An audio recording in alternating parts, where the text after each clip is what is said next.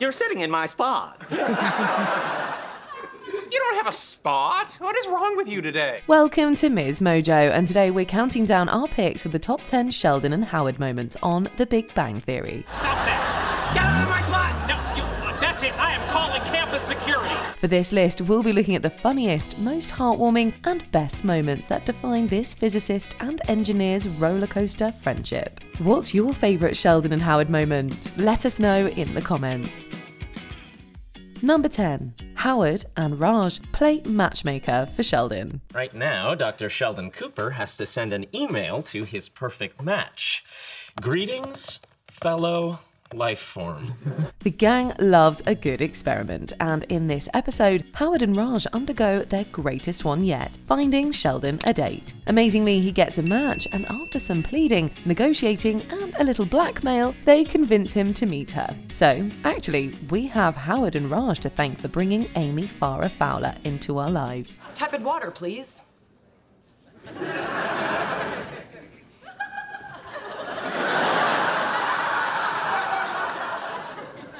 Good God, what have we done? However, after Shamey breaks up and Amy starts dating again, he asks his friends to dust off their old matchmaking skills, and together they devise elaborate puzzles to attract someone new. They're so excited about it, and even a little jealous of the women who get to solve them, even if Sheldon is the prize. If she can solve them, it'll prove she's intelligent, tenacious, and so socially awkward she has nothing better to do on a Saturday night. Golly, she sounds too good to be true. Number 9. Howard gets Mark Hamill to officiate Sheldon and Amy's wedding. Right before Sheldon and Amy's wedding, Howard finds a lost dog in his backyard and is shocked to learn it belonged to none other than Luke Skywalker actor Mark Hamill. You don't know what this dog means to me, and I thought he was gone for good. Please, there must be something I can do for you. Anything. Oh, you're gonna regret that. Hamill's so grateful to be reunited with his pooch that he grants Howard any favour. Now, as a major Star Wars fan, there's no end to what self-indulgent wish he might have asked for. But instead, he decides to surprise his buddy on his big day. I found his dog and guilted him into officiating the wedding. Don't tell Sheldon it's a surprise. Wait, I thought Will was officiating the wedding. Yeah, so did he. Howard knew how much it would mean to Sheldon and went above and beyond to bring the Force to this special occasion. It's so sweet and proves how much he cares about his friend. Plus, Sheldon's reaction is priceless. Mark Ham.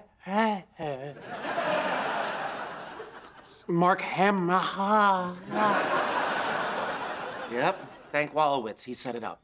Number 8. Sheldon bamboozled by Howard's card trick. We all know that Sheldon prides himself on being smarter than everyone else, especially Howard, so it becomes increasingly hysterical when the engineer outwits him with a card trick. Sheldon becomes obsessed with figuring out how it works, leading Howard to declare, I'm saying believe in magic, you muggle! Still, Sheldon persists, turning to infrared technology, uranium, and federal crimes to uncover the secret, which naturally backfires. Apparently, you can't hack into a government supercomputer and then try to buy uranium without the Department of Homeland Security tattling to your mother. But a magician never reveals his tricks. Well, at least not to Sheldon. Eventually, the audience is clued in on the joke, making the whole ordeal even funnier. And watching Sheldon storm off in a huff is especially amusing. Do you think he ever figured it out? We doubt it.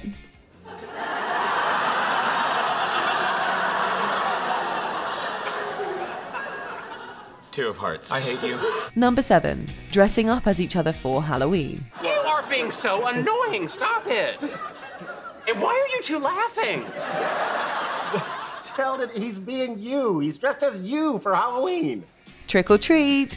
Well, the tricks are on Sheldon while we reap in the treats. Howard can be especially savage when it comes to practical jokes. Remember that time he turned the tables on Sheldon's buzzer prank? Trick or treat, bubbler. What? No. You mean this was all a ruse? Oh, how could I be so stupid? However, arguably his best moment was dressing up as Sheldon for the spooky holiday in the final season. What makes it even funnier is how long it takes Sheldon to catch onto the joke. Unfortunately, he is not amused and gives Howard a taste of his own medicine, with Amy by his side. Watching the fake Wolowitz-Rostenkowskis exchange barbed words with their real-life counterparts never fails to crack us up. What do you think you're doing? I thought it was clear. I'm being unnecessarily hurtful, but with a sweet voice. Now, I don't understand what's going on, because I went to MIT. Number 6. Bonding over model rockets. Howard freaks out when he and Bernadette learn they're having a boy. He wonders what he can teach his son, leading to this bonding moment between him and Sheldon. What do you say you and me build this rocket? That sounds like it could be a real bonding experience for us. Right? Oh, I see. Oh, you think that's a positive? The pair drive out to launch a model rocket, but things don't go as planned. Sheldon sweetly tries to put a positive spin on the explosion. But when that doesn't work, he tries some tough love instead. How about this, then? You quit your whining before I give you something to cry about, young man. What? Those are comforting words my father would often say. On their way home, Sheldon takes the wheel, leading to a touching exchange between the friends. Howard gently encourages his buddy, while Sheldon tells him his son will be lucky to have him as a dad. You're doing great. You're a good teacher.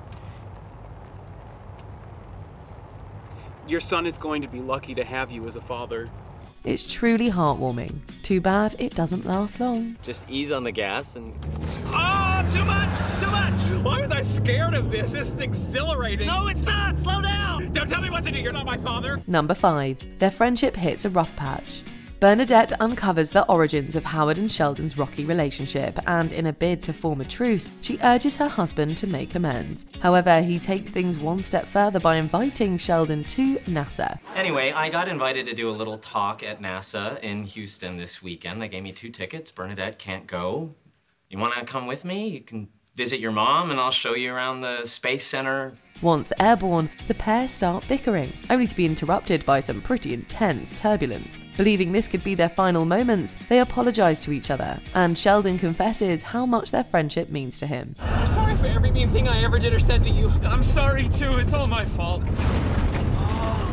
If you weren't my friend, there'd be a hole in my life. Thank you, Sheldon. Even when things calm down, they continue to hold on to each other for comfort. Sure, their friendship hits a bump or several over the years, but underneath it all, there's clearly a lot of love between them. Should we stop holding hands now? In a minute. Okay, good. Number 4. Bad teacher, bad student. When no one signs up for Sheldon's class, Howard volunteers to be his student. I'm more than smart enough to take your class. No. Yes. However, he learns that Sheldon's gone out of his way to make the class needlessly difficult and decides to respond by being the worst student possible. When Sheldon tries to disparage him, Howard pulls out an iPod to drown out his teacher. What are you doing? Everybody hands go up, and they say that.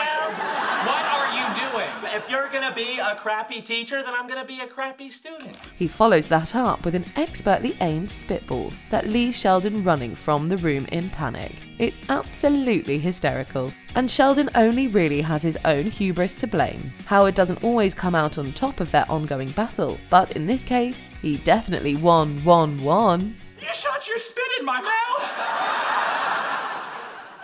Is that gonna be on the test? Because I don't think I can do that again. Number 3. The 12 Labours of Sheldon. As we've just seen, Sheldon never misses a beat to belittle Howard's education and career. Sheldon, I have a working understanding of physics. Yeah, good for you, and don't stop working on it. You still going to tell him about you-know-who? Yep. Still gonna introduce him? Not on your life. But this backfires when he learns that Howard will be working with his idol, Stephen Hawking. But after one insult too many, Howard makes him work for the opportunity to meet his hero, and it's brutal. He has Sheldon doing his laundry and cleaning his belt buckles. Plus, we won't forget that French maid's outfit in a hurry. What are you all staring at? Have you ever seen a man try to get a meeting with Stephen Hawking before? His final task is to pay Howard a compliment, which he does, backhandedly. I understand the confusion. Now, I have never said that you are not good at what you do. It's just that what you do is not worth doing. It's not until his moving Nobel Prize speech in the series finale that he finally genuinely acknowledges Howard's achievements. But that was still a few seasons away. Dr. Bernadette Rostenkowski-Wolowitz. Astronaut, Howard Wolowitz. Number 2. Sheldon consoles Howard. Occasionally, Sheldon and Howard find common ground while discussing their childhoods, particularly their fathers. When Howard's upset by a letter from his long-absent dad, Sheldon masterminds the plan to use various quantum states of matter to cheer him up. If we each present you with an account of what your father wrote to you, only one of which is true, and then we don't tell you which one it is, you will forever be in a state of epistemic ambivalence. However, he truly ups his friendship game when Howard receives the devastating news that his mum passed away just a couple of seasons later. None of us expected Sheldon to be the voice of comfort in a time like this, but having also experienced the loss of a parent, he knows exactly what to say. What? When I lost my own father, I didn't have any friends to help me through it. You do. Just the thought of this touching moment leaves us all choked up. Who knew Sheldon could be so sensitive? I really thought he was gonna say, let it go. Before we unveil our top pick, here are a few honourable mentions. Sheldon sets up a scholarship fund for Howard and Bernadette's firstborn. Turns out to be a bit of a backhanded moment, but the gesture is sweet. I appreciate that. And I just hope that this scholarship can rescue your child from the subpar education and menial life of an engineer. Giving Howard his spot. It didn't last long, but it's the thought that counts, right? I gotta tell you, Sheldon, I understand why you chose this spot. I mean, the temperature's good, but there's no draft. I can see the television, but I can still talk to... I changed my mind, get out of my spot. Sleepover at Howard's. Some people count sheep to get to sleep. Sheldon counts catwomen. There's Julie Newmar, Michelle Pfeiffer, Eartha Kitt, Lee Merriweather. Please, I'm begging you, go to sleep. I'm trying. I'm counting catwomen.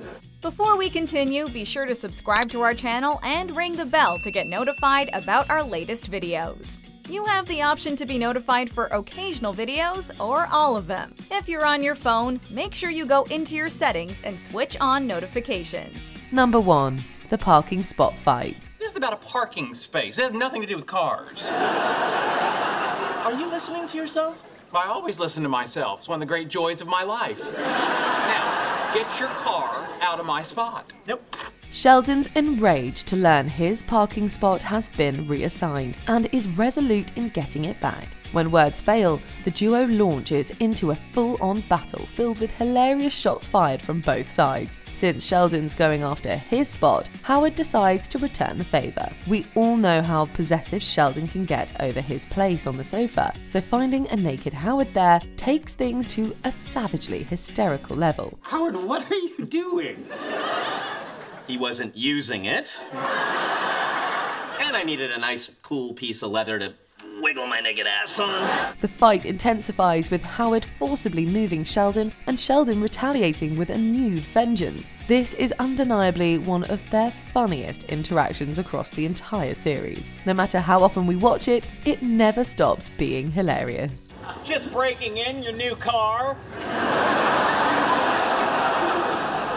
Stop that! You stop that! Now, you know what they say. Revenge is a dish best served nude. Do you agree with our picks? Check out this other recent clip from MsMojo. And be sure to subscribe and ring the bell to be notified about our latest videos.